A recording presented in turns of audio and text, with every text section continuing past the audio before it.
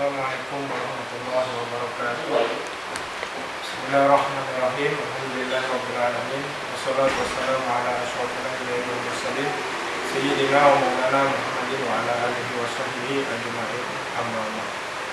Bersyukur kehadirat Allah Subhanahu wa taala yang telah memberikan kita nikmat sehat dan nikmat iman, sehingga kita masih diberikan kesempatan untuk bisa melakukan kegiatan kita sehari-hari dalam keadaan sehat walafiat. Salawat dan salam semoga tak lupa kita curahkan kepada junjungan kita Nabi besar Muhammad SAW yang telah membawa kita dari zaman terang benderang menuju zaman kegelapan menuju zaman terang benderang dengan zulumati ilan nur.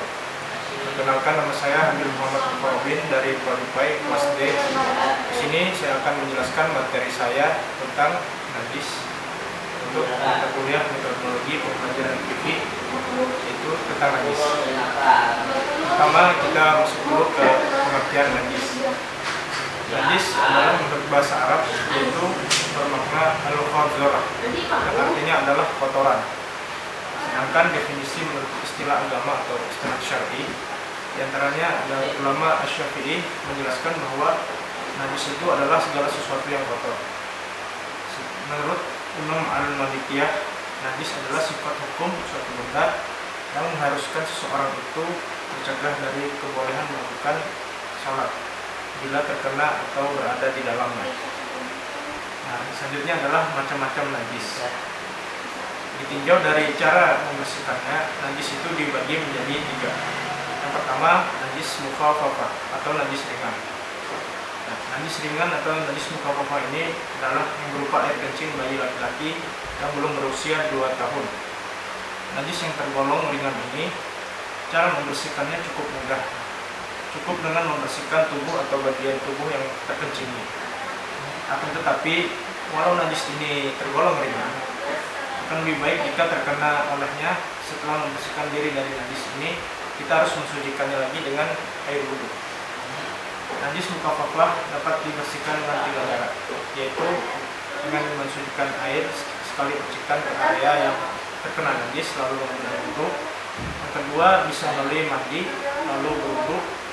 Dan yang ketiga, mencuci badan yang terkena kencing dengan sabun sehingga tidak bau lalu kembali mengambil wudhu. Jadi bisa kita ambil kesimpulan bahwa dengan najis mukhaffafah ini bisa kita bersihkan dengan cara yang air tadi, lalu bisa kembali dengan berwudhu. Selanjutnya ada najis mutawasitah. Najis mutawasitah adalah najis yang kategorinya cukup berat. Contoh najis mutawasitah adalah kotoran manusia, darah, haid, air mani yang cair, minuman keras, kotoran hewan yang haram dimakan, bangkai hewan kecuali bangkai manusia, ikan dan binatang. Nah, najis mutawasitah ini dibedakan menjadi 2 jenis. Ada najis ainiyah, yakni najis yang terlihat rupa, rasa atau tercium baunya. Yang kedua, najis najis hukmiyah, yakni najis yang tidak tampak seperti bekas kencing dan miras. Untuk mensucikannya sendiri dari najis mutawasitah ini, kita harus membasuh diri dengan menggunakan air yang mengalir sampai najis itu benar-benar hilang. Nah, kita harus memasukkannya sampai tuntas tanpa ada sedikit pun bekas yang menempel. Caranya, gunakan air yang mengalir, juga gosok-gosokkan bagian tubuh yang terkena najis itu. Bisa juga dibantu dengan menggunakan tanah ataupun debu. Setelah itu, basuh tubuh dengan air mengalir, cuci tubuh dengan sabun sampai bersih. Nah, menghilangkan keberadaan najis di tubuh itu sampai najis tidak tersisa dan juga tidak ada bau yang tercium dan rasanya tentu saja sudah harus hilang sama sekali. Yang ketiga, najis mughalazah. Najis ini adalah satu dari kesekian macam najis dalam Islam adalah najis mughalazah, yang antara lain menyentuh atau disentuh babi, terkena air liur anjing baik secara sengaja ataupun tidak disengaja. Najis ini tergolong najis berat.